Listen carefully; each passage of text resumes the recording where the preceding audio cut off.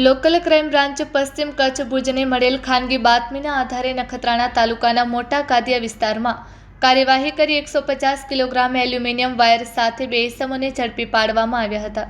પૂછપરછ દરમિયાન આરોપીઓએ મોટા કાદિયા ગામની પશ્ચિમ બાજુની સીમમાંથી પસાર થતી એલ્યુમિનિયમ તારની લાઇન નજીકથી વાયર લાવી પોતાના કબજામાં રાખ્યાનું જણાવ્યું હતું। વાયર અંગે કોઈ આધાર પુરાવા કે બિલ રજૂ કરી શક્યા ન હોવાથી મુદ્દામાલ BNSS કલમ મુજબ કબજે કરવામાં આવ્યો। 22,500 કિંમતના 150 કિલોગ્રામ એલ્યુમિનિયમ વાયર કબજે કરવામાં આવ્યા હતા। પકડવાનો બાકી આરોપી હુસૈન આરબ ઠોડિયા રહે મફતનગર મોટા કાદિયા તાલુકો નખત્રાણા। પકડાયેલા આરોપીનું નામ આસિફ હાશમ પિંજારા રહે મફતનગર મોટા કાદિયા તાલુકો નખત્રાણા તેમજ રિઝવાન હાસમ ઠોડિયા રહે મફતનગર મોટા કાદિયા તાલુકો નખત્રાણા તમામ મુદ્દામાલ સાથે આરોપી ઇસમોને પકડી પાડવામાં આવેલ છે।